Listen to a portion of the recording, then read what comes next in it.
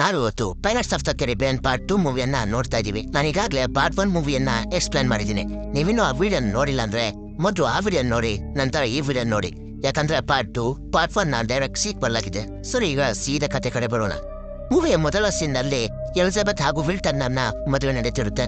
ಅದೇ ಸಮಯಕ್ಕೆ East India ಕಂಪನಿಯ ಚೇರ್ಮನ್ ಆದ ಲಾರ್ಡ್ ಕಟ್ಲರ್ ಅವನ ಆರ್ಮಿಯ ಜೊತೆ ಬಂದು ಎಲಿಜಬೆತ್ ಹಾಗೂ ವಿಲ್ಟರ್ನರ್ನ ಅರೆಸ್ಟ್ ಮಾಡಿಸ್ತಾನೆ.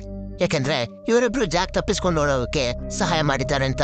ನಂತರ ಅವರಿಬ್ಬರನ್ನ ಬಂಧಿಸಿ ಅವರಿಬ್ಬರಿಗೆ ಗಲ್ಲು ಶಿಕ್ಷೆಯನ್ನು ಕೂಡ ಕೊಡ್ತಾರೆ. ಲಾರ್ಡ್ ಕಟ್ಲರ್ನ ಬಳಿ ಲೆಫ್ಟಿನೆಂಟ್ ಜೇಮ್ಸ್ ನ ಕೂಡ ಅರೆಸ್ಟ್ ಮಾಡೋದಕ್ಕೆ ಅರೆಸ್ಟ್ ವಾರೆಂಟ್ ಇರುತ್ತೆ. ಆದ್ರೆ ಜೇಮ್ಸ್ ಈಗಾಗಲೇ ಜಾಕ್ ಸ್ಪ್ಯಾರೋನ ಹುಡುಕೊಂಡು ಹೊರಟೋಗಿರ್ತಾನೆ. ನಂತರದ ಸೀನ್ ನಲ್ಲಿ ಜಾಕ್ ಒಂದು ಐಲ್ಯಾಂಡ್ ನಿಂದ ಒಂದು ಬಟ್ಟೆಯ ತುಂಡನ್ನ ತರ್ತಾನೆ. ಆ ಬಟ್ಟೆಯ ತುಂಡಲ್ಲಿ ಒಂದು ಕೀನ ಚಿತ್ರವಿರುತ್ತೆ. ಆ ಚಿತ್ರವನ್ನ ಹಡಗಿನಲ್ಲಿರೋರಿಗೆ ತೋರಿಸಿ ಜಾಕ್ ಹೀಗೆ ಹೇಳ್ತಾನೆ, ಇದೊಂದು ವಿಶೇಷವಾದ ಕೀ ಆಗಿದೆ. ಈ ಕೀಯನ್ನ ಹುಡುಕಿ ಒಂದು ಖಜಾನೆಯನ್ನ ತೆಗೆದ್ರೆ ನಮ್ಗೆ ಅತ್ಯಂತ ಅಮೂಲ್ಯವಾದ ನಿಧಿ ಸಿಗುತ್ತೆ. ಆದ್ರೆ ಜಾಕ್ನ ಮಾತಿನಿಂದಲೇ ಗೊತ್ತಾಗುತ್ತೆ ಜಾಕ್ ಇವ್ರನ್ನೆಲ್ಲ ಮೂರ್ಖರನ್ನಾಗೆ ಮಾಡ್ತಿದ್ದಾನೆ ಅಂತ. ಯಾಕೆಂದ್ರೆ ಜಾಕ್ಗೆ ಕೀ ಬಗ್ಗೆ ಹಾಗೂ ಇದರ ಇತಿಹಾಸದ ಬಗ್ಗೆ ಎಲ್ಲಾನು ಗೊತ್ತಿರುತ್ತೆ. ಜಾಕ್ ತನ್ನ ಹಡಗಿನಲ್ಲಿ ಸಾರಾಯಿ ಕುಡಿತಿರ್ತಾನೆ. ಸಾರಾಯಿ ಎಲ್ಲ ಖಾಲಿ ಆದಾಗ ಜಾಕ್ ಸಾರಾಯಿ ತರೋದಕ್ಕೆ ಹಡಗಿನ ಕೆಳಗೆ ಹೋಗ್ತಾನೆ. ಜಾಕ್ ಹಡಗಿನ ಕೆಳಗೆ ಹೋದಾಗ ಗೊತ್ತಾಗುತ್ತೆ ಅಲ್ಲಿ ವಿಲ್ ಟರ್ನರ್ನ ತಂದೆಯಾದ ಬೂಟ್ ಸ್ಟ್ರಾಪ್ ಟರ್ನರ್ ಬಂದಿದ್ದಾನೆ ಅಂತ. ನಂತರ ಬೂಟ್ ಸ್ಟ್ರಾಪ್ ಟರ್ನರ್ ಹೇಳ್ತಾನೆ, ಜಾಕ್ 13 ವರ್ಷದ ಹಿಂದೆ ನಮ್ಮ ಹಡಗು ನೀರಿನಲ್ಲಿ ಮುಳುಗ್ತಿದ್ದಾಗ ಡೇವಿ ಜೋನ್ಸ್ ನಮ್ಮನ್ನ ಹಾಗೂ ನಮ್ಮ ಹಡಗನ್ನ ಕಾಪಾಡ್ತಾನೆ. ಆಗ ನೀನು ಡೇವಿ ಜೋನ್ಸ್ಗೆ ಒಂದು ಪ್ರಮಾಣ ಮಾಡಿದ್ದೆ. ಅದೇನಂದ್ರೆ 13 ವರ್ಷಗಳ ಕಾಲ ನಾನು ಬ್ಲಾಕ್ ಪಾಲ್ ಹಡಗಿನಲ್ಲಿ ಕ್ಯಾಪ್ಟನ್ ಆಗಿರ್ತೇನೆ. ನಂತರ ನಿನ್ನ ಗುಲಾಮನಾಗಿ ಕೆಲಸ ಮಾಡ್ತೀನಿ ಅಂತ. ಇವತ್ತಿಗೆ ನಿನ್ನ ಸಮಯ 13 ವರ್ಷಗಳು ಮುಗಿದಿದೆ. ನೀನು ಈಗ ಡೇವಿ ಜೋನ್ಸ್ನ ಗುಲಾಮ. ನೀನು ಈಗ ಡೇವಿ ಜೋನ್ಸ್ ಇರುವ ಕಡೆ ಬರಬೇಕು ಅಂತಾನೆ. ಜಾಕ್ ಅದಕ್ಕೆ ಒಪ್ಪದಿದ್ದಾಗ ಬೂಟ್ ಸ್ಟ್ರಾಪ್ ಟರ್ನರ್ ಹೀಗೆ ಹೇಳ್ತಾನೆ, ನೀನೇನಾದ್ರೂ ಗುಲಾಮನಾಗೋಕೆ ಒಪ್ಪಲ್ದೇ ಇದ್ರೆ ಡೇವಿ ಜೋನ್ಸ್ ನಿನ್ನ ಹಿಂದೆ ಸಮುದ್ರದ ಅತಿ ದೊಡ್ಡ ರಾಕ್ಷಸ ಜೀವಿಯಾದ ಕ್ರ್ಯಾಕ್ ಅನ್ನ ನಿನ್ನ ಹಿಂದೆ ಬಿಟ್ಟು ನಿನ್ನನ್ನ ಸಾಯಿಸ್ತಾನೆ ಅಂತ ಹೇಳಿ ಜಾಕ್ನ ಕೈಯನ್ನ ಮುಟ್ತಾನೆ. ಆಗ ಜಾಕ್ನ ಕೈಯಲ್ಲಿ ಒಂದು ಕಪ್ಪು ಕಲೆ ಮೂಡುತ್ತೆ.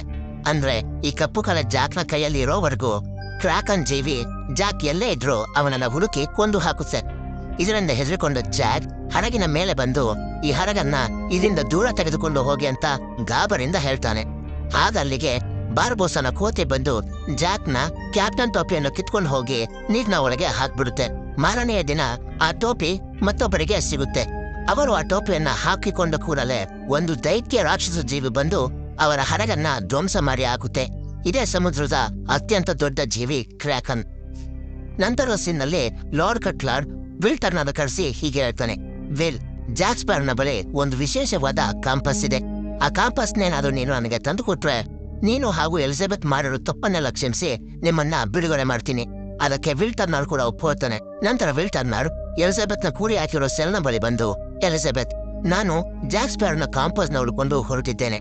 ಯಾಕೆಂದ್ರೆ ಆ ಕಾಂಪಸ್ನ ತಂದೆ ಲಾರ್ಡ್ ಕಟ್ಲರ್ಗೆ ಕೊಟ್ರೆ ಅವನು ನಾವು ಮಾಡಿರೋ ತಪ್ಪನ್ನೆಲ್ಲ ಕ್ಷಮಿಸಿ ನಮ್ಮನ್ನ ಬಿಡುಗಡೆ ಮಾಡ್ತಾನಂತೆ ಅಂತ ಹೇಳಿ ಅವನು ಅಲ್ಲಿಂದ ಹೊರಡ್ತಾನೆ. ವಿಲ್ ಹೋದ ಸ್ವಲ್ಪ ಸಮಯದ ನಂತರ ಅಲ್ಲಿಗೆ ಎಲಿಜಬೆತ್ನ ತಂದೆಯಾದ ಗವರ್ನರ್ ಬಂದು ಎಲಿಜಬೆತ್ನ ಆ ಸೆಲ್ನಿಂದ ಹೊರಗಡೆ ಕರ್ಕೊಬಂದು ಅಲ್ಲೇ ಇದ್ದ ಒಂದು ಕುದುರೆಗಾರಿಯನ್ನ ಹತ್ತಿಸಿ ಅವಳನ್ನ ದೂರ ಕಳಿಸೋಕೆ ನೋಡ್ತಾನೆ. ಅದೇ ಸಮಯಕ್ಕೆ ಅಲ್ಲಿಗೆ ಲಾರ್ಡ್ ಕಟ್ಲರ್ನ ಒಬ್ಬ ಸೋಲ್ಜರ್ ಬಂದು ಗವರ್ನರ್ ಹಡಗಿನ ಕ್ಯಾಪ್ಟನ್ನ ಕೊಂದು ಅವನ ಕೈಯಲ್ಲಿದ್ದ ಒಂದು ಲೆಟರ್ನ ತಗೋತಾನೆ. ಈ ಲೆಟರ್ನ ಗವರ್ನರ್ ಈಸ್ಟ್ ಇಂಡಿಯಾ ಕಂಪನಿಯ ರಾಜನಿಗೆ ಬರೆದಿರುತ್ತಾನೆ. ನಂತರ ಆ ಸೋಲ್ಜರ್ ಎಲಿಜಬೆತ್ನ ಮತ್ತೆ ಜೈಲಿಗೆ ಹಾಕೋಕೆ ಆ ಕುದುರೆಗಾರಿಯಲ್ಲಿ ನೋಡಿದಾಗ ಅಲ್ಲಿ ಎಲಿಜಬೆತ್ ಇರೋದಿಲ್ಲ. ಎಲಿಜಬೆತ್ ಲಾರ್ಡ್ ಕಟ್ಲರ್ ಇರೋ ಜಾಗಕ್ಕೆ ಬಂದು ಅವನನ್ನ ಗನ್ ಪಾಯಿಂಟ್ಗೆ ತಗೊಂಡು ಆ ಜಾಗದಿಂದ ಹೊರಗಡೆ ಹೋಗೋಕೆ ಪರ್ಮಿಷನ್ ಲೆಟರ್ಗೆ ಸೀಲು ಮತ್ತೆ ಸೈನ್ ಅನ್ನ ಹಾಕಿಸ್ಕೊತಾಳೆ. ಇದಾದ ನಂತರ ಅವಳು ಅಲ್ಲಿಂದ ಹೊರಟು ಹೋಗ್ತಾಳೆ. ನಂತರದ ಸೀನ್ ನಲ್ಲಿ ವಿಲ್ ಟರ್ನರ್ ಜಾಕ್ನ ಎಲ್ಲ ಕಡೆ ಹುಡುಕ್ತಿರ್ತಾನೆ. ಹಾಗೆ ಹುಡುಕೊಂಡು ಒಂದು ಐಲ್ಯಾಂಡ್ಗೆ ಬರ್ತಾನೆ. ಸಮುದ್ರದ ಪಕ್ಕದಲ್ಲೇ ಬ್ಲಾಕ್ ಪರ್ಲ್ ಹಡಗು ನಿಂತಿರುತ್ತೆ. ಯಾಕಂದ್ರೆ ಜಾಕ್ ಆ ಕ್ರ್ಯಾಕನ್ ಜೀವಿಯಿಂದ ಹೆದರ್ಕೊಂಡು ಭೂಮಿಯ ಮೇಲೆ ಬಂದಿರ್ತಾನೆ. ಆ ಕ್ರ್ಯಾಕನ್ ಜೀವಿ ಭೂಮಿಯ ಮೇಲಿರುವ ಜನರಿಗೆ ಏನು ಕೂಡ ಮಾಡೋಕೆ ಆಗೋದಿಲ್ಲ. ಆ ಐಲ್ಯಾಂಡ್ ನಲ್ಲಿ ವಿಲ್ ಟರ್ನರ್ ನಡೆದುಕೊಂಡು ಹೋಗ್ಬೇಕಾದ್ರೆ ಅಲ್ಲಿನ ಕಾಡು ಜನರು ಅವನನ್ನ ಹಿಡಿದು ಒಂದು ಜಾಗಕ್ಕೆ ಕರ್ಕೊಂಡು ಹೋಗ್ತಾರೆ.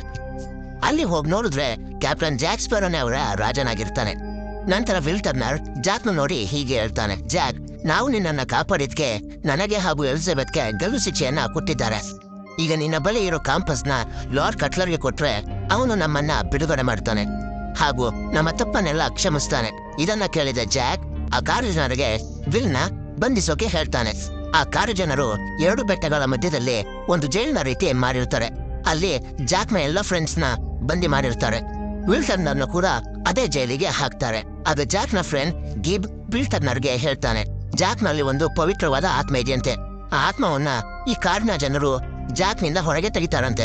ಅಂದ್ರೆ ಸ್ವಲ್ಪ ಹೊತ್ತಲ್ಲೇ ಜಾಕ್ನ ಈ ಜನರು ಕೊಂದು ಹಾಕ್ತಾರೆ. ಇದನ್ನ ಕೇಳಿದ ವಿಲ್ ಟರ್ನರ್ ಜಾಕ್ನ ಕಾಪಾಡೋದಕ್ಕೆ ನನಗೆ ಸಹಾಯ ಮಾಡಿ ಅಂತ ಕೇಳಿಕೊಳ್ತಾನೆ. ನಂತರ ಸೀನ್ನಲ್ಲಿ ಜಾಕ್ ಆ ಕಾಡು ಜನರನ್ನ ಯಾಮಾರಿಸಿ ಅಲ್ಲಿಂದ ತಪ್ಪಿಸ್ಕೊಳ್ತಾನೆ. ಆದ್ರೆ ಬ್ಯಾಡ್ ಲಕ್, ಜಾಕ್ ಮತ್ತೆ ಅವರ ಕೈಗೆ ಸಿಗಾಕೊಳ್ತಾನೆ. ಆ ಕಾಡು ಜನರು ಜಾಕ್ನ ಒಂದು ಕೋಳಿಗೆ ಕಟ್ಟಿ ಹಾಕಿ ಅವನನ್ನ ಬೆಂಕಿಯಲ್ಲಿ ಬೇಯಿಸೋಕೆ ಎಲ್ಲವನ್ನ ಸಿದ್ಧ ಮಾಡ್ಕೋತಾರೆ. ಈ ಕಡೆ ವಿಲ್ ಟರ್ನರ್ ಆ ಜೈಲಿನಿಂದ ತಪ್ಪಿಸ್ಕೊಳ್ಳೋಕೆ ಎಲ್ಲರಿಗೂ ಗೈಡ್ ಮಾಡ್ತಿರ್ತಾನೆ. ಎಲ್ಲರೂ ಒಂದು ಮರದ ಬೇರನ್ನು ಹಿಡಿದುಕೊಂಡು ಮೇಲೆ ಹೋಗ್ತಿರ್ತಾರೆ. ಆಗ ಕಾಡು ಜನರ ಪಂಗಡದವನು ಬ್ರಿಡ್ಜ್ ಮೇಲೆ ನಡೆದುಕೊಂಡು ಬರ್ತಿರ್ತಾನೆ. ಇದನ್ನು ನೋಡಿದ ವಿಲ್ ಟರ್ನರ್ ಯಾರು ಕೂಡ ಮೇಲೆ ಹೋಗ್ಬೇಡಿ, ಎಲ್ಲರೂ ಸ್ವಲ್ಪ ಹೊತ್ತು ಹಾಗೆ ಇರಿ ಅಂತಾನೆ. ಆದ್ರೆ ಮತ್ತೊಂದು ಕೇಜ್ ನಲ್ಲಿದ್ದ ಜನರು ಅವನ ಮಾತನ್ನ ಕೇಳೋದಿಲ್ಲ. ಅವರು ಮೇಲೆ ಎತ್ಕೊಂಡು ಹೋಗ್ತಾನೆ ಇರ್ತಾರೆ. ನಂತರ ಆ ಸೆಲ್ ನಲ್ಲಿದ್ದ ಒಬ್ಬನಿಗೆ ಅವನ ಕೈಗೆ ಹಾವು ಸಿಕ್ಬಿಡುತ್ತೆ. ಇದರಿಂದ ಎದುರ್ಕೊಂಡು ಅವರು ಮರದ ಬೇರನ್ನ ಬಿಟ್ಬಿಡ್ತಾರೆ. ಆದ್ರಿಂದ ಅವರು ಮೇಲಿಂದ ಕೆಳಗೆ ಬಿದ್ದು ಸತ್ತು ಹೋಗ್ತಾರೆ. ಕಾಡಿನವನು ಇದನ್ನೆಲ್ಲ ನೋಡಿ ಅವರ ಜನರಿಗೆ ಹೇಳೋಕೆ ಹೋಗ್ತಾನೆ. ಆಗ ವಿಲ್ ಟರ್ನರ್ ಬೇಗ ಬೇಗ ಮೇಲೆತ್ತಿ ಅಂತ ಎಲ್ರಿಗೂ ಹೇಳ್ತಾನೆ. ಆ ಕಾಡಿನವನು ಅವರ ಜನರ ಬಳಿ ಬಂದು ಅವರೆಲ್ಲ ತಪ್ಪಿಸ್ಕೊಳ್ತಿರೋ ವಿಷಯವನ್ನೆಲ್ಲ ಹೇಳ್ತಾನೆ. ಆ ಜನರೆಲ್ಲ ಜಾಕ್ನ ಬಿಟ್ಟು ಅವರ ಹಿಂದೆ ಹೋಗೋಕೆ ಶುರು ಮಾಡ್ತಾರೆ. ಈ ಕಡೆ ವಿಲ್ ಟರ್ನರ್, ಗಿಬ್ಸ್ ಹಾಗೂ ಜಾಕ್ನ ಫ್ರೆಂಡ್ಸ್ ಎಲ್ಲ ಮೇಲೆ ಬರ್ತಾರೆ. ಆದ್ರೆ ಆ ಜೈಲಿನಿಂದ ಹೊರಗಡೆ ಬರೋಕೆ ಆಗೋದಿಲ್ಲ. ನಂತರ ಅವರು ಅದರಲ್ಲೇ ರೋಲ್ ಮಾಡ್ಕೊಳ್ತಾ ಬೆಟ್ಟದಿಂದ ಕೆಳಗಡೆ ಬೀಳ್ತಾರೆ. ಆ ಸೆಲ್ ಮೇಲಿನಿಂದ ಬಿದ್ದು ಒಂದು ಜಲಪಾತದಲ್ಲಿ ಬೀಳುತ್ತೆ. ಆಗ ಆ ಸೆಲ್ ಓಪನ್ ಆಗುತ್ತೆ. ನಂತರ ಅವರೆಲ್ಲ ಅಲ್ಲಿಂದ ತಪ್ಪಿಸ್ಕೊಂಡು ಬ್ಲಾಕ್ ಪರ್ಲ್ ಹಡಗಿನ ಬಳಿ ಬರ್ತಾರೆ. ಅದೇ ಸಮಯಕ್ಕೆ ಜಾಕ್ ಕೂಡ ಆ ಜನರಿಂದ ತಪ್ಪಿಸ್ಕೊಂಡು ಬ್ಲಾಕ್ ಪರ್ಲ್ ಹಡಗಿನ ಬಳಿ ಬರ್ತಾನೆ. ಆಗ ಎಲ್ಲರೂ ಸೇರ್ಕೊಂಡು ಅಲ್ಲಿಂದ ಬೇಗ ಬ್ಲಾಕ್ ಪರ್ಲ್ ಹಡಗನ್ನು ತೆಗೆದುಕೊಂಡು ಹೊರಟೋಗ್ತಾರೆ. ನಂತರ ವಿಲ್ ಟರ್ನರ್ ಜಾಕ್ನ ಕಾಂಪಸ್ ಕೊಡುವಂತೆ ಕೇಳ್ತಾನೆ. ಆಗ ಜಾಕ್ ಕೀ ಚಿತ್ರವಿರುವ ಬಟ್ಟೆಯ ತುಂಡನ್ನ ತೋರಿಸಿ, ನೀನು ನನಗೆ ಈ ಕೀ ಹುಡುಕೋಕೆ ಸಹಾಯ ಮಾಡಿದ್ರೆ ನಿಂಗೆ ನಾನು ಕಾಂಪಸ್ ಕೊಡ್ತೀನಿ ಅಂತ ಹೇಳ್ತಾನೆ. ಹೀಗೆ ಎಲ್ಲರೂ ಕೀನೊಬ್ಳು ಕೂತಾ ಮುಂದೆ ಹೋಗ್ತಿರ್ಬೇಕಾದ್ರೆ ಜಾಕ್ನ ಫ್ರೆಂಡ್ ಗಿಬ್ಸ್ ವಿಲ್ ಟರ್ನರ್ಗೆ ಡೇವಿ ಜೋನ್ಸ್ ನ ಬಗ್ಗೆ ಹೇಳ್ತಾ ಹೋಗ್ತಾನೆ. ಡೇವಿ ಜೋನ್ಸ್ ಒಬ್ಬ ಮನುಷ್ಯ ಮಿಶ್ರಿತ ಜೀವಿ. ಅವನು ಒಂದು ಆಕ್ಟೋಪಸ್ ನ ಹಾಗೆ ಕಾಣ್ತಾನೆ. ಅವನಿಗೆ ಒಂದು ಹಡಗನ್ನ ಒಂದೇ ಸಾರಿ ಧ್ವಂಸ ಮಾಡುವಂತಹ ಸಾಮರ್ಥ್ಯ ಇದೆ. ಆದ್ದರಿಂದ ಜಾಕ್ ಅವನಿಂದ ತಪ್ಪಿಸಿಕೊಂಡು ಓಡಾಡ್ತಿರೋದು. ಈಗ ಅವನು ಒಂದು ಮಹಿಳೆಯ ಸಹಾಯವನ್ನ ಕೇಳೋಕೆ ಹೋಗ್ತಿದ್ದಾನೆ. ನಂತರ ಎಲ್ಲರೂ ಒಂದು ಮನೆಯ ಬಳಿ ತಲುಪ್ತಾರೆ. ಮನೆಯ ಒಳಗೆ ಹೋದಾಗ ಅವರಿಗೆ ದಿಯಾಡಲ್ಮಾ ಎಂಬ ಒಬ್ಬ ಮಾಟಗಾತಿ ಮಹಿಳೆ ಕಾಣ್ತಾಳೆ. ನಂತರ ಜಾಕ್ ಡೇವಿ ಜೋನ್ಸ್ ತನ್ನ ಹಿಂದೆ ಬಿದ್ದಿದ್ದಾನೆ. ನನ್ನನ್ನ ಅವನ ಗುಲಾಮನಾಗಿ ಮಾಡ್ಕೊಳ್ಳೋಕೆ ಕಾಯ್ತಾ ಇದ್ದಾನೆ. ಇದರಿಂದ ತಪ್ಪಿಸ್ಕೊಳ್ಳೋಕೆ ನನಗೆ ಸಹಾಯ ಮಾಡು ಅಂತ ಹೇಳಿಕೊಂಡು ಸಹಾಯ ಮಾಡೋದಕ್ಕೆ ಬಾರ್ಬೋಸನ ಕೋತಿಯನ್ನ ಕೊಡ್ತಾನೆ. ಹೀಗೆ ಅವರ ಮಾತಿನಲ್ಲೇ ಗೊತ್ತಾಗುತ್ತೆ ಜಾಕ್ನ ಬಳಿ ಇರೋ ಆ ಕಾಂಪಸ್ನ ಈ ದಿಯಾಡಲ್ಮಾನೆ ಜಾಕ್ಗೆ ಕೊಟ್ಟಿದ್ದಾಳೆ ಅಂತ. ಆ ಕಾಂಪಸ್ನ ಹಿಡಿದು ನಮ್ಮ ಮನಸ್ಸಿನಲ್ಲಿ ಯಾವ ವಿಷಯವಾಗಿ ತೀವ್ರವಾದ ಇಚ್ಛೆ ಇರುತ್ತೋ ಆ ಕಡೆಗೆ ದಾರಿಯನ್ನ ತೋರಿಸುತ್ತೆ. ನಂತರ ದಿಯಾಡಲ್ಮಾ ಎಲ್ಲರಿಗೂ ಹೇಳ್ತಾಳೆ, ಡೇವಿ ಜೋನ್ಸ್ಗೆ ಒಂದು ಹುಡುಗಿಯ ಮೇಲೆ ಪ್ರೀತಿಯಾಗಿತ್ತು. ಆಗ ಡೇವಿ ಜೋನ್ಸ್ಗೆ ಆ ಹುಡುಗಿ ಬಿಟ್ಟರೆ ಇನ್ಯಾವುದು ಸಂತೋಷವನ್ನು ಕೊಡ್ತಿರ್ಲಿಲ್ಲ. ಆಗ ಡೇವಿ ಜೋನ್ಸ್ ತನ್ನ ಹೃದಯವನ್ನು ತೆಗೆದು ಒಂದು ಪೆಟ್ಟಿಗೆಯಲ್ಲಿ ಹಾಕಿ ಅದನ್ನು ಮುಚ್ಚಿ ಅದರ ಕೀ ಅನ್ನು ತನ್ನ ಬಳಿ ಇಟ್ಕೊಂಡು ಆ ಪೆಟ್ಟಿಗೆಯನ್ನ ಎಲ್ಲ ಮುಚ್ಚಿಟ್ಟಿದ್ದಾನೆ. ನಂತರ ದಿಯಾಡಲ್ಮಾ ಜಾರ್ನ ಕೈಯನ್ನ ನೋಡ್ತಾಳೆ. ಕಪ್ಪು ಕಲೆ ಮೂಡಿರುತ್ತಲ್ಲ, ಅದಕ್ಕೆ ಒಂದು ಜಾರ್ನಲ್ಲೇ ಮರಳನ್ನ ತುಂಬಿ ಅವನ ಕೈಗೆ ಕೊಟ್ಟು ಹೀಗೆ ಹೇಳ್ತಾಳೆ, ಡೇವಿ ಜೋನ್ಸ್ ಭೂಮಿಯ ಮೇಲೆ ಬರೋಕೆ ಆಗೋದಿಲ್ಲ. ಅದಕ್ಕೆ ನೀನು ಈ ಮಣ್ಣನ್ನು ತುಂಬಿರುವ ಜಾರ್ನ ಇಟ್ಕೊಂಡ್ರೆ ಡೇವಿ ಜೋನ್ಸ್ಗೆ ನಿನ್ನನ್ನು ಕಂಡುಹಿಡಿಯೋದಕ್ಕೆ ಆಗೋದಿಲ್ಲ. ಎಲ್ಲಿವರೆಗೂ ನೀನು ಈ ಜಾರ್ನ ನಿನ್ನ ಬಳಿ ಇಟ್ಕೋತೀಯೋ ಅಲ್ಲಿವರೆಗೂ ನೀನು ಸುರಕ್ಷಿತವಾಗಿರ್ತೀಯ ಅಂತ ಹೇಳ್ತಾಳೆ. ನಂತರ ಎಲ್ಲರೂ ಆ ಕೀನ ಹುಡುಕ್ತಾ ಫ್ಲೈಯಿಂಗ್ ಡಚ್ಮನ್ ಹಡಗಿನ ಬಳಿ ಬರ್ತಾರೆ. ನಂತರ ವಿಲ್ ಟರ್ನರ್ ಒಬ್ಬನೇ ಆ ಫ್ಲೈಯಿಂಗ್ ಡಚ್ಮನ್ ಹಡಗಿಗೆ ಹೋಗಿ ಈ ಹುಡುಕೋಕೆ ಟ್ರೈ ಮಾಡ್ತಾನೆ. ಆಗ ಡೇವಿ ಜೋನ್ಸ್ ನ ಜನರು ಬಂದು ವಿಲ್ ಟರ್ನರ್ ನ ಮೇಲೆ ಅಟ್ಯಾಕ್ ಮಾಡಿ ಅವನಿಗೆ ಹೊಡೆದು ಡೇವಿ ಜೋನ್ಸ್ ನ ಬಳಿ ಕರೆದುಕೊಂಡು ಹೋಗ್ತಾರೆ. ಡೇವಿ ಜೋನ್ಸ್ ಅವನ ಇನ್ನೇನು ಸಾಯಿಸಬೇಕು ಅನ್ನೋಷ್ಟರಲ್ಲಿ ವಿಲ್ ಟರ್ನರ್ ಜಾಕ್ ನ ಹೆಸರು ಹೇಳ್ತಾನೆ. ಆಗ ಡೇವಿ ಜೋನ್ಸ್ ಬ್ಲಾಕ್ ಪರ್ಲ್ ಕಡೆ ನೋಡಿದಾಗ ಜಾಕ್ ಅಲ್ಲಿರ್ತಾನೆ. ನಂತರ ಡೇವಿ ಜೋನ್ಸ್ ತಕ್ಷಣ ಬ್ಲಾಕ್ ಪರ್ಲ್ ಹಡಗಿಗೆ ಹೋಗ್ತಾನೆ. ಜಾಕ್, ನೀನು ಮಾಡಿರೋ ಪ್ರಮಾಣದ ರೀತಿ ನಡೆದುಕೋ, ನನ್ನ ಬಳಿ ಕೆಲಸ ಮಾಡೋಕೆ ತಯಾರಾಗುವಂತ ಹೇಳಿದಾಗ ಜಾಕ್ ಅದಕ್ಕೆ ಒಪ್ಕೊಳ್ಳೋದಿಲ್ಲ. ತನ್ನ ಬೆಲೆ ತುಂಬಾ ಜಾಸ್ತಿ ಅಂತ ಹೇಳಿದಾಗ ಡೇವಿ ಜೋನ್ಸ್ ಕೂಡ ಹೌದು, ನಿನ್ನ ಬೆಲೆ ತುಂಬಾ ಜಾಸ್ತಿ, ನೀನು 100 ಜನರಿಗೆ ಸಮ ಅಂತ ಹೇಳಿ 100 ಜನ ಗುಲಾಮರನ್ನು ನನಗೆ ತಂದುಕೊಟ್ಟು ನಿನ್ನ ಆತ್ಮವನ್ನ ನೀನು ಉಳಿಸಿಕೊ ಅಂತ ಹೇಳ್ತಾನೆ. ಇದಾದ್ಮೇಲೆ ನೀನು ಬಿಲ್ನ ನನಗೆ ಕೊಟ್ಟಿದ್ದೀಯ, ಇನ್ನು 99 ಜನರನ್ನ ಹುಡುಕೊಂಡು ಬಂದು ನಿನ್ನನ್ನ ನೀನು ಕಾಪಾಡ್ಕೊ ಅಂತ ಹೇಳಿ ಜಾಕ್ ಕೂಡ ಸರಿ ಅಂತ ಒಪ್ಕೋತಾನೆ. ನಂತರ ಜಾಕ್ ಒಂದು ಐಲ್ಯಾಂಡ್ಗೆ ಹೋಗಿ ಅಲ್ಲಿನ ಜನರನ್ನ ಯಾಮಾರಿಸಿ ತನ್ನ ಜೊತೆ ಕರ್ಕೊಂಡು ಹೋಗ್ತಿರ್ತಾನೆ. ಯಾಕಂದ್ರೆ ಅವ್ರನ್ನೆಲ್ಲ ಡೇವಿ ಜೋನ್ಸ್ಗೆ ಕೊಟ್ಟು ತನ್ನ ಪ್ರಾಣವನ್ನ ಉಳಿಸಿಕೊಳ್ಳೋಕೆ. ಅದೇ ಸಮಯಕ್ಕೆ ಜಾಕ್ನ ಹುಡುಕುತ್ತಿದ್ದ ಲೆಫ್ಟಿನೆಂಟ್ ಜೇಮ್ಸ್ ಬಂದು ಜಾಕ್ಗೆ ಶೂಟ್ ಮಾಡಕ್ಕೆ ನೋಡಿದಾಗ ಜಾಕ್ನ ಜನರು ಅವನನ್ನ ತಡೆದು ಅವನಿಗೆ ಹೊಡೆಯುತ್ತಾರೆ. ನಂತರ ಅಲ್ಲಿಗೆ ಎಲಿಜಬೆತ್ ಬಂದು ಜಾಕ್ಗೆ ಸಹಾಯ ಮಾಡುತ್ತಿರೋ ನಾಟಕ ಆಡಿ ಒಂದು ಬಾಟಲ್ ನಿಂದ ಜೇಮ್ಸ್ಗೆ ಹೊಡಿತಾಳೆ. ನಂತರ ಜಾಕ್ನ ಜನರು ಜೇಮ್ಸ್ ನ ಒಂದು ಕಡೆ ಎಸೆದಾಗ ಅಲ್ಲಿಗೆ ಎಲಿಜಬೆತ್ ಬಂದು ಅವನನ್ನ ಕಾಪಾಡ್ತಾಳೆ. ಆಗ ಎಲಿಜಬೆತ್ ಜೇಮ್ಸ್ಗೆ ಹೊಡೆದೇ ಇದ್ದಿದ್ರೆ ಅವರು ಜೇಮ್ಸ್ ನ ಸಾಯಿಸೇ ಬಿಡ್ತಿದ್ರು. ಈ ಕಡೆ ಫ್ಲೈಯಿಂಗ್ ಡಚ್ಮನ್ ಹಡಗಿನಲ್ಲಿ Will Turner Bootstrap Turner ನ ಮಗ ಅಂತ ಗೊತ್ತಾದ ಡೇವಿ ಜೋನ್ಸ್ ಬೂಟ್ ಸ್ಟ್ರಾಪ್ ನಿಂದರೆ ವಿಲ್ ಟರ್ನರ್ಗೆ ಟಾರ್ಚರ್ ಮಾಡಿಸ್ತಾನೆ. ನಂತರ ಸಮುದ್ರದ ಕ್ರಿಯೇಚರ್ಗಳೆಲ್ಲ ವಿಲ್ ಟರ್ನರ್ ನ ಒಂದು ಜಾಗದಲ್ಲಿ ಎಸೆದಾಗ ಅಲ್ಲಿಗೆ ಬೂಟ್ ಸ್ಟ್ರಾಪ್ ಬಂದು ವಿಲ್ ಟರ್ನರ್ಗೆ ಕ್ಷಮೆ ಕೇಳ್ತಿರ್ತಾನೆ. ಆಗ ವಿಲ್ ಟರ್ನರ್ ಕೀ ಚಿತ್ರವಿರುವ ಬಟ್ಟೆಯ ತುಂಡನ್ನು ತೆಗೆದು ತೋರಿಸಿ, ಈ ಕೀಯನ್ನು ನಾನು ಹುಡುಕೊಂಡು ಇಲ್ಲಿವರೆಗೂ ಬಂದಿದ್ದೇನೆ ಅಂತ ಅವನ ತಂದೆಗೆ ಹೇಳ್ತಿರ್ತಾನೆ. ಅದೇ ಸಮಯಕ್ಕೆ ಆ ಹಡಗಿನಲ್ಲಿ ಒಂದು ಆಕೃತಿ ಮೂಡಿ ಅವರಿಬ್ಬರಿಗೂ ಹೀಗೆ ಹೇಳುತ್ತೆ. ಡೇವ್ ಜಾನ್ಸ್ ಒಂದು ಪೆಟ್ಟಿಗೆಯಲ್ಲಿ ತನ್ನ ಹೃದಯವನ್ನು ತೆಗೆದು ಹಾಕಿ ಅದನ್ನು ಯಾವುದೋ ಒಂದು ಐಲ್ಯಾಂಡ್ ಅಲ್ಲಿ ಇಟ್ಟಿದ್ದಾನೆ. ಆದರೆ ಆ ಪೆಟ್ಟಿಗೆಯ ಕೀಯನ್ನ ತನ್ನ ಬಳಿಯೇ ಇಟ್ಕೊಂಡಿದ್ದಾನೆ. ಈ ಕಡೆ ಕ್ಯಾಪ್ಟನ್ ಜಾಕ್ ಸ್ಪ್ಯಾರೋ ಆ ಐಲ್ಯಾಂಡ್ ಅನ್ನು ಬಿಟ್ಟು ಹೋಗ್ತಿರ್ಬೇಕಾದ್ರೆ ಎಲಿಜಬೆತ್ ಬಂದು ಅವನನ್ನ ಭೇಟಿ ಮಾಡಿ ಹೀಗೆ ಹೇಳ್ತಾಳೆ, ಜಾಕ್, ವಿಲ್ ಟರ್ನರ್ ನಿನ್ನೆ ಹುಡ್ಕೊಂಡೇ ಬಂದ, ಅವನು ಈಗ ಎಲ್ಲಿದ್ದಾನೆ ಅಂತ ಕೇಳಿದಾಗ ಆಗ ಜಾಕ್ ಸ್ಪ್ಯಾರೋ ಹೇಳ್ತಾನೆ, ಅವನು ಡೇವಿ ಜೋನ್ಸ್ ಎಂಬ ರಾಕ್ಷಸ ಜೀವಿಯ ಹಡಗಿನಲ್ಲಿದ್ದಾನೆ. ವಿಲ್ ಟರ್ನರ್ನ ಅಲ್ಲಿಂದ ಕರ್ಕೊಂಡು ಬರೋಕೆ ನಮ್ಗೊಂದು ಪೆಟ್ಟಿಗೆಯ ಅವಶ್ಯಕತೆ ಇದೆ. ಆ ಪೆಟ್ಟಿಗೆಯಲ್ಲಿ ಡೇವಿ ಜೋನ್ಸ್ ನ ಹೃದಯ ಇದೆ. ಡೇವಿ ಜೋನ್ಸ್ ನ ಹೃದಯ ನಮ್ಮ ಕೈಗೆ ಸಿಕ್ಬಿಟ್ರೆ ಅವನು ನಾವು ಹೇಳ್ದ ಹಾಗೆ ಕೇಳ್ತಾನೆ. ಆಗ ಬೇಕಾದ್ರೆ ವಿಲ್ ಟರ್ನರ್ನ ಅಲ್ಲಿಂದ ಬಿಡಿಸ್ಕೊಂಡು ಕರ್ಕೊ ಬರ್ಬೋದು ಅಂತ ಹೇಳಿ ಅವಳ ಕೈಗೆ ಕಾಂಪಾಸ್ ನ ಕೊಡ್ತಾನೆ. ಯಾಕಂದ್ರೆ ವಿಲ್ ಟರ್ನರ್ಗೋಸ್ಕರ ಆ ಪೆಟ್ಟಿಗೆಯನ್ನು ಹುಡುಕ್ಬೇಕು ಅನ್ನೋ ತೀವ್ರವಾದ ಇಚ್ಛೆ ಎಲಿಜಬೆತ್ಗೆ ಇರುತ್ತೆ. ಅದೇ ತೀವ್ರವಾದ ಇಚ್ಛೆ ಜಾಕ್ ಇರೋದಿಲ್ಲ. ಆದ್ರಿಂದ ಅವನಿಗೆ ಅದು ದಾರಿಯನ್ನ ತೋರಿಸ್ತಿರೋದಿಲ್ಲ. ನಂತರ ಎಲಿಜಬೆತ್ ನ ಕೈಗೆ ಕಾಂಪಾಸ್ ಕೊಟ್ಟ ನಂತರ ಅದು ದಾರಿಯನ್ನ ತೋರಿಸುತ್ತೆ. ನಂತರ ಅವರು ದಾರಿ ತೋರಿಸಿದ ಕಡೆ ಹೋಗಿ ಶುರು ಮಾಡ್ತಾರೆ.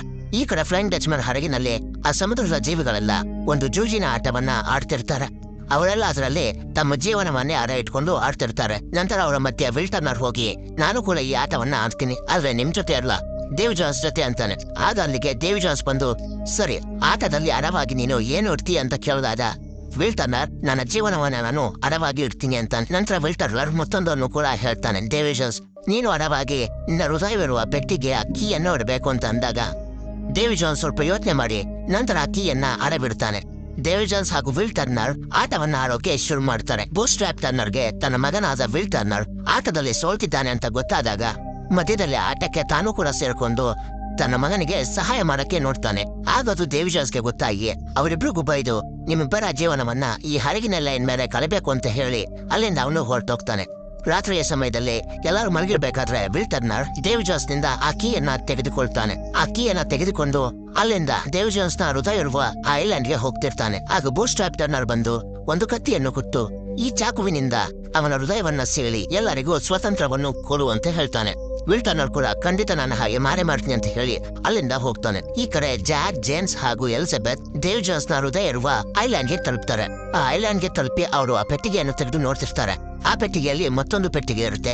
ಅದೇ ಪೆಟ್ಟಿಗೆಯಲ್ಲಿ ಡೇವಿ ಜಾನ್ಸ್ ನ ಹೃದಯವಿರೋದು. ನಂತರ ಆ ಜಾಗಕ್ಕೆ ವಿಲ್ ಟರ್ನರ್ ತಲುಪಿ ತನ್ನ ಬಳಿರೋ ಕೀಯಿಂದ ಅದರಲ್ಲಿರೋ ಹೃದಯವನ್ನ ನಾಶ ಮಾಡಕ್ಕೆ ನೋಡಿದಾಗ ಜಾಕ್ ತನ್ನ ಕತ್ತಿಯನ್ನು ತೆಗೆದು ಆ ಹೃದಯವನ್ನ ನನಗೆ ಕೊಡು, ಅದರಿಂದ ನಾನು ಡೇವಿ ಜಾನ್ಸ್ ನ ಕಂಟ್ರೋಲ್ ಮಾಡಬೇಕು ಅಂತ ಹೇಳ್ತಾನೆ. ವಿಲ್ ಟರ್ನರ್ ಕೂಡ ತನ್ನ ಕತ್ತಿಯನ್ನು ತೆಗೆದು ಈ ಹೃದಯವನ್ನ ನಾನು ನಾಶ ಮಾಡಲೇಬೇಕು, ನಾಶ ಮಾಡಿ ನಾನು ತಂದೆಯನ್ನ ಬಿಡುಗಡೆ ಮಾಡಬೇಕು ಅಂತ ಹೇಳ್ತಾನೆ. ಈ ಕಡೆ ಜೇಮ್ಸ್ ಕೂಡ ತನ್ನ ಕತ್ತಿಯನ್ನು ತೆಗೆದು ಆ ಹೃದಯವನ್ನ ನನಗೆ ಕೊಡಿ, ಆ ಹೃದಯವನ್ನ ಲಾರ್ಡ್ ಕಟ್ಲರ್ಗೆ ಕೊಟ್ಟು ನನ್ನ ಗೌರವವನ್ನು ನಾನು ಮತ್ತೆ ಪಡ್ಕೊಳ್ಬೇಕು ಅಂತಾನೆ. ಹೀಗೆ ಇವರ ಮಧ್ಯದಲ್ಲೇ ಜಗಳ ಆಗೋಕೆ ಶುರುವಾಗುತ್ತೆ. ಹೀಗೆ ಆ 3 ಜನ ಜಗಳ ಆಡ್ತಾ ಒಂದು ಹಳೆಯ ಚರ್ಚ್ಗೆ ಹೋಗಿ ತಲುಪ್ತಾರೆ. ಆ ಚರ್ಚ್ ನಲ್ಲಿ ಒಂದು ದೊಡ್ಡ ಗಂಟೆ ಇರುತ್ತೆ. ಆ ಗಂಟೆಯಿಂದ ಶಬ್ದ ಮಾಡಿಬಿಡ್ತಾರೆ. ಈ ಶಬ್ದದಿಂದ ಡೇವಿ ಜಾನ್ಸ್ ನ ಜನರು ಡೇವಿ ಜಾನ್ಸ್ ನ ಹೃದಯವನ್ನು ಹುಡುಕೊಂಡು ಅಲ್ಲಿವರೆಗೂ ಬಂದ್ಬಿಡ್ತಾರೆ. ಜಾನ್ ಜೊತೆ ಇದ್ದ 2 ವ್ಯಕ್ತಿಗಳ ಕೈಯಿಂದ ಹೃದಯವಿರುವ ಪೆಟ್ಟಿಗೆ ಬಿದ್ದು ಹೋಗುತ್ತೆ. ಆಗ ಅಲ್ಲಿಗೆ ಡೇವಿ ಜಾನ್ಸ್ ನ ಒಂದು ಕ್ರಿಯೇಚರ್ ಬಂದು ಅದನ್ನ ಎತ್ಕೊಂಡು ಓಡ್ತಿರುತ್ತೆ. ಇದನ್ನು ನೋಡಿದ ಜಾಕ್ ಸ್ಪ್ಯಾರೋ ಒಂದು ತೆಂಗಿನಕಾಯಿಂದ ಆ ಕ್ರಿಯೇಚರ್ಗೆ ಓಡಿತಾನೆ. ನಂತರ ಆ ಬಾಕ್ಸ್ ನ ಎತ್ಕೊಂಡು ದೋಣಿಯ ಬಳಿ ಹೋಗಿ ಡಿಯಾಡರ್ಮ ಕೊಟ್ಟಿದ್ದ ಆ ಜಾರ್ನ ಒಳಗೆ ಹೃದಯವನ್ನ ಬಚ್ಚಿಡ್ತಾನೆ. ಆ ಸಮುದ್ರದ ಕ್ರಿಯೇಚರ್ಗಳೆಲ್ಲ ಇವರನ್ನ ಸುತ್ತು ಹೊಡೆದಾಗ ಲೆಫ್ಟಿನೆಂಟ್ ಜೇಮ್ಸ್ ಹೀಗೆ ಹೇಳ್ತಾನೆ, ಈ ಬಾಕ್ಸ್ ನಮ್ಮ ಬಳಿ ಇರೋವರೆಗೂ ಇವರು ನಮ್ಮ ಹಿಂದೆ ಬಿಡ್ತಾನೆ ಇರ್ತಾರೆ ಅಂತ ಹೇಳಿ ಆ ಬಾಕ್ಸ್ ತಗೊಂಡು ಐಲ್ಯಾಂಡ್ ನ ಕಾಡಿನ ಒಳಗಡೆ ಓಡಿ ಹೋಗ್ತಾನೆ. ಕಾಡಿನ ಒಳಗಡೆ ಆ ಸಮುದ್ರದ ಕ್ರಿಯೇಚರ್ಗಳು ಲೆಫ್ಟಿನೆಂಟ್ ಜೇಮ್ಸ್ ನ ಸುತ್ತು ಹೊಡೆದಾಗ ಜೇಮ್ಸ್ ಆ ಬಾಕ್ಸ್ ನ ಕ್ರಿಯೇಚರ್ಗಳಿಗೆ ಕೊಟ್ಟು ಅಲ್ಲಿಂದ ಬೇರೆ ಕಡೆ ಓಡಿ ಹೋಗ್ತಾನೆ. ನಂತರ ಈ ಕಡೆ Jack, Elizabeth, keeps, Jack sparrow ಎಲ್ಲರೂ ಬ್ಲಾಕ್ ಪರ್ಲ್ ಹಡಗಿನಿಂದ ಐಲ್ಯಾಂಡ್ ನಿಂದ ದೂರ ಹೋಗ್ತಿರ್ತಾರೆ. ಆಗ ಡೇವಿ ಜಾನ್ಸ್ ನ ಹಡಗಾದ ಫ್ಲೈಯಿಂಗ್ ಡಚ್ಮನ್ ಹಡಗು ನೀರಿನಿಂದ ಮೇಲೆ ಬಂದು ಜಾಕ್ ಸ್ಪ್ಯಾರೋ ಇದ್ದ ಬ್ಲಾಕ್ ಪರ್ಲ್ ಹಡಗಿನ ಮೇಲೆ ಅಟ್ಯಾಕ್ ಮಾಡೋಕೆ ಶುರು ಮಾಡ್ತಾರೆ. ನಂತರ ಜಾಕ್ ಸ್ಪ್ಯಾರೋ ಸಮುದ್ರದಲ್ಲಿ ಅತ್ಯಂತ ವೇಗವಾಗಿ ಹೋಗುವ ತನ್ನ ಬ್ಲಾಕ್ ಪರ್ಲ್ ಹಡಗಿನಿಂದ ಅಲ್ಲಿಂದ ವೇಗವಾಗಿ ಹೊರಟೋಗ್ತಾನೆ. ನಂತರ ಜಾಕ್ ನ ಬಳಿ ವಿಲ್ ಬಂದು ಹೀಗೆ ಹೇಳ್ತಾನೆ, ಅವನಿಂದ ಎದುರುಕೊಂಡು ಹೋಗೋ ಬದಲು ಅವನನ್ನ ಎದುರಿಸಿ ಅವನ ಜೊತೆ ಯುದ್ಧ ಮಾಡ್ಬೋದಲ್ಲ, ಅವನ ಹೃದಯನೇ ನಮ್ಮ ಬಳಿ ಇರ್ಬೇಕಾದ್ರೆ ನಾವ್ಯಾಕೆ ಅವನ ಜೊತೆ ಯುದ್ಧ ಮಾಡ್ಬೇಕು, ಅವನ ಇನ್ಮೇಲೆ ನಾವ್ ಹೇಳ್ದಂಗೆ ಕೇಳ್ತಾನೆ ಅಂತ ಹೇಳ್ತಿರ್ತಾನೆ. ಅದೇ ಸಮಯಕ್ಕೆ ಸಮುದ್ರದಿಂದ ಬ್ಲಾಕ್ ಪರ್ಲ್ ಹಡಗಿನ ಮೇಲೆ ಕ್ರಾಕ್ ಅಂಡ್ ಜಿವಿಯು ಅಟ್ಯಾಕ್ ಮಾಡುತ್ತೆ. ಆಗ ಆ ಹೃದಯ ಇದ್ದ ಜಾಕ್ ಹಾಗೆ ಬಿದ್ದಾಗ ಗೊತ್ತಾಗುತ್ತೆ ಅದರಲ್ಲಿ ಡೇವ್ ಜೋನ್ಸ್ ನ ಹೃದಯ ಇಲ್ಲ ಅಂತ. ಇದರಿಂದ ಎದುರುಕೊಂಡ ಜಾಕ್ ಸ್ಪ್ಯಾರೋ ಒಂದು ಸಣ್ಣ ದೋಣಿಯಿಂದ ಅಲ್ಲಿಂದ ಓಡಿ ಹೋಗ್ತಿರ್ತಾನೆ. ಆದ್ರೆ ವಿಲ್ ಟರ್ನರ್, ಎಲಿಜಬೆತ್ ಕಿಪ್ಸ್ ಇವರೆಲ್ಲ ಆ ಜೀವಿಗೆ ಎದುರದೆ ಹಡಗಿನಲ್ಲಿದ್ದ ಗನ್ ಪೌಡರ್ ಗಳನ್ನೆಲ್ಲ ಒಂದು ಕಡೆ ಸೇರಿಸಿ ಅದನ್ನ ಬ್ಲಾಸ್ಟ್ ಮಾಡಿ ಕ್ರಾಕ್ ಅಂಡ್ ಜೀವಿಗೆ ಅಲ್ಲಿಂದ ಓಡಿಸೋಕೆ ನೋಡ್ತಾರೆ. ಆದ್ರೆ ಅದನ್ನ ಬ್ಲಾಸ್ಟ್ ಮಾಡ್ಬೇಕು ಅಂದಾಗೆಲ್ಲ ಏನಾದ್ರೂ ಒಂದು ಅಡ್ಡಿ ಬರ್ತಾನೆ ಇರುತ್ತೆ. ಇದನ್ನೆಲ್ಲ ನೋಡಿದ ಜಾಕ್ ಮತ್ತೆ ಬ್ಲಾಕ್ ಪರ್ಲ್ ಹಡಗಿಗೆ ಬಂದು ಗನ್ ಪೌಡರ್ಗೆ ಶೂಟ್ ಮಾಡಿ ಅಲ್ಲೊಂದು ಬ್ಲಾಸ್ಟ್ ಆಗುವಂತೆ ಮಾಡ್ತಾನೆ. ಆದ್ದರಿಂದ ಕ್ರಾಕ್ ಅಂಡ್ ಜೀವಿಗೆ ತುಂಬಾ ಗಾಯಗಳಾಗ್ತವೆ. ಇದರಿಂದ ಎದುರುಕೊಂಡ ಕ್ರಾಕ್ ಅಂಡ್ ಜೀವಿಯು ಅಲ್ಲಿಂದ ಹೊರಟು ಹೋಗುತ್ತೆ. ನಂತರ ಅಲ್ಲಿಗೆ ಎಲಿಜಬೆತ್ ಬಂದು ಜಾಕ್ಗೆ ಮತ್ತೆ ಅಡಗಿಗೆ ಬಂದಿದ್ಕೆ ಥ್ಯಾಂಕ್ಸ್ ಅಂತ ಹೇಳಿ ಅವನನ್ನ ಅಲ್ಲೇ ಕಟ್ಟಿ ಹಾಕಿ ಅವಳು ಅಲ್ಲಿಂದ ಹೊರಟು ಹೋಗ್ತಾಳೆ. ಎಲಿಜಬೆತ್ ಯಾಕೆ ಹಿಂಗೆ ಮಾಡಿದ್ಲು ಅಂದ್ರೆ ಜಾಕ್ನ ಕೈಯಲ್ಲಿ ಮತ್ತೆ ಆ ಕಪ್ಪು ಕರೆ ಮೂಡಿ ಬಂದಿರುತ್ತೆ. ಇದರಿಂದ ಜಾಕ್ ನಮ್ಮ ಜೊತೆ ಇದ್ರೆ ನಮ್ಗೆ ಅಪಾಯ ಅಂತ ಹೇಳಿ ಅವನನ್ನ ಅಲ್ಲೇ ಕಟ್ಟಿ ಹಾಕಿ ಬಂದಿರ್ತಾಳೆ. ಜಾಕ್ ಸ್ಪ್ಯಾರೋ ಆ ಬೇಡಿಯನ್ನ ಬಿಡಿಸ್ಕೊಳಕ್ಕೆ ತುಂಬಾ ಪ್ರಯತ್ನ ಪಡ್ತಿರ್ತಾನೆ. ಆದ್ರೆ ಅದು ಬಿಚ್ಕೊಳ್ತಿರೋದಿಲ್ಲ. ಒಂದು ಸಮಯದಲ್ಲಿ ಅದು ಬಿಚ್ಕೊಳ್ಳುತ್ತೆ, ಆದ್ರೆ ನೋ ಯೂಸ್. ಅಷ್ಟರಲ್ಲಿ ಕ್ರಾಕ್ ಅಂಡ್ ಜೇವಿಯು ಮತ್ತೆ ಬಂದ್ಬಿಟ್ಟಿರುತ್ತೆ. ಆ ಕ್ರಾಕ್ ಅಂಡ್ ಜೇವಿಯು ಜಾಕ್ ಮೇಲೆ ಅಟ್ಯಾಕ್ ಮಾಡೋಕೆ ಬಂದಾಗ ಜಾಕ್ ಅದಕ್ಕೆ ಎದುರ್ಕೊಳ್ಳೋದಿಲ್ಲ. ಧೈರ್ಯವಾಗಿ ತನ್ನ ಕತ್ತಿಯನ್ನು ತೆಗೆದು ಅದ್ರ ಜೊತೆ ಯುದ್ಧ ಮಾಡೋಕೆ ನಿಂತ್ಕೋತಾನೆ. ಆದ್ರೆ ಆ ಕ್ರಾಕ್ ಅಂಡ್ ಜೀವಿಯು ಜಾಕ್ನು ಸೇರಿಸಿ ಬ್ಲಾಕ್ ಪರ್ಲ್ ಹರಗನ್ನೇ ನುಂಗಿ ಹಾಕುತ್ತೆ. ನಂತರ ಡೇವಿ ಜೋನ್ಸ್ ಆ ಪೆಟ್ಟಿಗೆಯನ್ನು ತೆಗೆದು ನೋಡಿದಾಗ ಅದರಲ್ಲಿ ಅವನ ಹಾರ್ಟ್ ಇರೋದಿಲ್ಲ. ಈ ಕಡೆ ಲೆಫ್ಟಿನೆಂಟ್ ಜೇಮ್ಸ್ ಲಾರ್ಡ್ ಕಟ್ಲರ್ನ ಬಳಿ ಬಂದು ಡೇವಿ ಜೋನ್ಸ್ ಹೃದಯವನ್ನು ಕೊಟ್ಟು ತನ್ನ ಪದವಿಯನ್ನ ಮತ್ತೆ ಪಡೆದುಕೊಳ್ತಾನೆ. ಈ ಕಡೆ ಜಾಕ್ ಸತ್ತಿದ್ದಕ್ಕೆ ಎಲ್ಲರೂ ತುಂಬಾ ಬೇಜಾರು ಮಾಡ್ಕೊಂಡಿರ್ತಾರೆ. ಆಗ ಅವರೆಲ್ಲರೂ ಜಾಕ್ ಸ್ಪ್ಯಾರೋನ ಮತ್ತೆ ಕರ್ಕೊಬರ ಹಾಗಿದ್ದಿದ್ರೆ ತುಂಬಾ ಚೆನ್ನಾಗಿರ್ತಿತ್ತು ಅಂತ ಹೇಳ್ತಿರ್ತಾರೆ. ಇದನ್ನು ಕೇಳಿದ ಡಿಯರ್ ಜಾಕ್ ಸ್ಪ್ಯಾರೋನ ಕರ್ಕೊಬರಕ್ಕೆ ಮತ್ತೊಂದು ಲೋಕಕ್ಕೂ ಹೋಗೋಕೆ ರೆಡಿ ಇದ್ದೀರಾ ಅಂದಾಗ ಎಲ್ಲರೂ ಹೌದು ಅಂತಾರೆ. ನಂತರ ಅಲ್ಲಿಗೆ ಬಾರ್ಬೋಸ ಬಂದು ನನ್ನ ಬ್ಲಾಕ್ ಪರ್ಲ್ ಹಡಗು ಎಲ್ಲಿ ಅಂತ ಕೇಳ್ತಾನೆ. ಬಾರ್ಬೋಸ ಮತ್ತೆ ಹೇಗೆ ಬರುತ್ತಾ ಅನ್ನೋದು ಪಾರ್ಟ್ 3 ಅಲ್ಲಿ ಗೊತ್ತಾಗುತ್ತೆ. ಇಲ್ಲಿಗೆ ಪಾರ್ಟ್ 3 ಕತೆ ಎಂಡ್ ಆಗುತ್ತೆ. ಸರಿ, ಸಿಗೋಣ ಮುಂದಿನ ಪಾರ್ಟ್ 3 ನಲ್ಲಿ.